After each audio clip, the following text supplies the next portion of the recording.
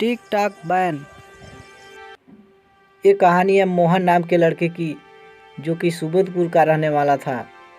मोहन अभी 10वीं कक्षा में पढ़ रहा था और ये दिनों वो लॉकडाउन के चलते घर पर ही रहा करता था।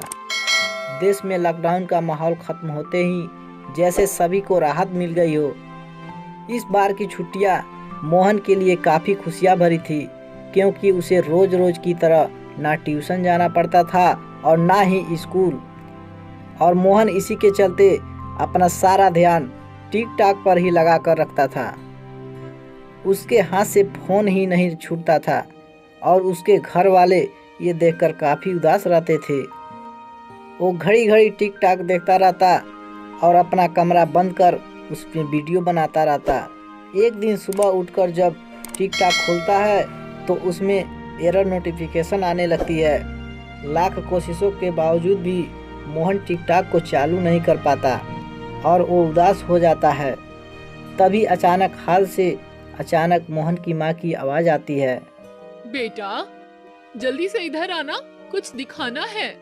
मोहन तुरंत ही अपने माँ की आवाज़ सुनकर हाल में पहुँचता है। क्या हुआ माँ? ये देखो बेटा, न्यूज़ पर क्या दिखा रहे हैं। आज ही भारत में 56 चाइनीज ऐप को बंद कर दिया गया है, जिसमें से एक टिकटॉक का भी नाम है। मोहन बहुत दुखी हो जाता है और एकदम निराशाजनक स्थिति में चला जाता है। ऑफिस खत्म होते ही मोहन के पिता शाम को घर लौटते हैं। घर में घुसते ही वो मोहन को निराश देखकर पूछते हैं, क्या हुआ? ऐसे बेजान इस सोफे पर क्यों पड़े हो? जरूर तुम्हारी माँ ने डांटा होगा। फिक्र मत करो, मैं बोलता हूँ तुम्हारी माँ को। नहीं पिताजी, माँ ने मुझे कुछ नहीं कहा। दरअसल वो आज टिकटॉक बैन हो गया। हाँ, मैंने आज पढ़ा इस बारे में। पर बेटा, तुम इतने भी दुखी क्यों हो रहे हो? आप नहीं समझेंगे पिताजी, उस टिकटॉक अकाउंट में सब मेरे नए दोस्त, मेरे वीडियोस, मेरे फैंस, सब कुछ उसी में ही तो था। अब जब वो ही नहीं रहेंगे तो मुझे कौन ही जान पाएगा। तुम्हें पता है कि अभी देश के क्या हाल चल रहे हैं? इस समय हमारे देश को हमारी जरूरत है, और वो टिकटॉक एक चीनी ऐप है जिसे और बाकी ऐप्स के साथ सरकार ने बैन कर दिया है। तुम ही सोचो, जिस देश ने कोरोना जैसी बीमारी को इजाद किया और यहाँ तक कि सब जगह फैलाया, उस देश की चीजों को अगर हम भारत में ही चलने दें तो सारा मुनाफा उनकी जेबों में जाता है, जिससे वो लोग हमसे और ताकतवर बन हम पर कब्जा भी कर सकते हैं। मोहन पिताजी की बात और गौर से सुनने लगता है। टिकटॉक के चलते हुए हमारे देश के नौजवान जैसे कि तुम सब उस ऐप की चपेट में आ गए। याद है कोई आखिरी दिन जब तुमने हमारे साथ बैठकर डिनर किया हो? तुम रोज अपना कमरा बंद रखते थे, यहाँ तक कि हमारी बात भी नहीं हो पाती थी। अगर यही चीज, जो कि हमारा समय, जो सबसे कीमती है, यदि वो समय हम इसी चीज में लगाएं जो हमें सच में महान बना सके, ताकि तुम्हारे भी लोग फैन बने, तुम्हारे काम की वजह से जो तुम देश के और खुद के हित में करोगे, वैसे फेमस होना क्या अलग बात होगी। वैसा कुछ काम करने के लिए जब तक तुम्हारा दिमाग इस ऐप से निकलकर खुद को उस कामयाबी के काबिल और श्रेष्ठ बनाने में नहीं लगेगा, तब तक हमारा देश भी आगे नहीं बढ़ेगा बेटा। तुम लोग ही आने वाले भविष्य की मिसाल बनोगे, और उसके लिए तुम्हें हमेशा अपने देश का साथ देकर और हमारे देश को सबसे काबिल बनाना पड़ेगा। ये पूरी बात सुनकर जैसे मोहन के अंदर जोश उमड़ पड़ता है और वो उसी वक्त ठान लेता है, मैं और ऐसी ऐप यूज कर समय बर्बाद नहीं करूँगा। और मोहन अपने पिता से वादा करता है, पिताजी मैं खुद को काबिल बनूंगा ताकि देश के हित में काम कर सकूं और देश को अपने मान से आगे बढ़ाऊंगा। तोता और हाथी।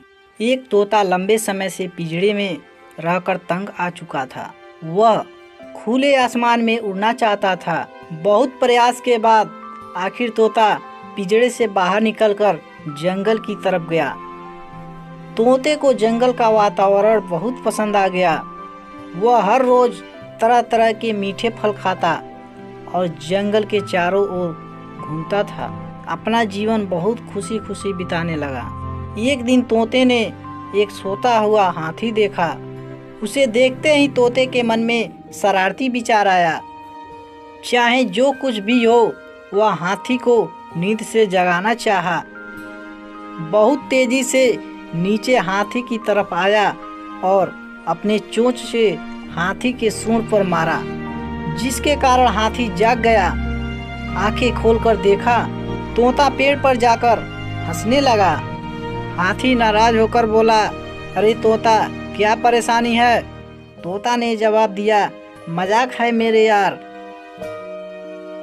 आंखें बंद कर फिर से हाथी सो गया। कुछ देर बाद आकर तोता दोबारा उसे परेशान किया और तुरंत वहां से उड़कर पेड़ के ऊपर चला गया। हाथी गुस्से से बोला, अरे तू फिर से आ गया, क्या कोई परेशानी है क्या? लेकिन तोते को मजाक लग रहा, बार बार ऐसी शरारतें करने लगा।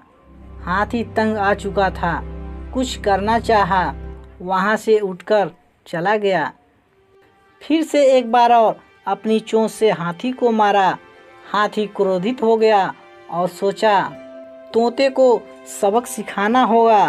हाथी एक तालाब के पास गया। अपने सिर को छोड़कर बाकी शरीर का पूरा हिस्सा पानी में डुबाया।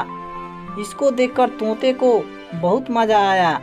वह सोचा, अरे देखो, मेरे डर से हाथी पानी में जाकर छिप गया।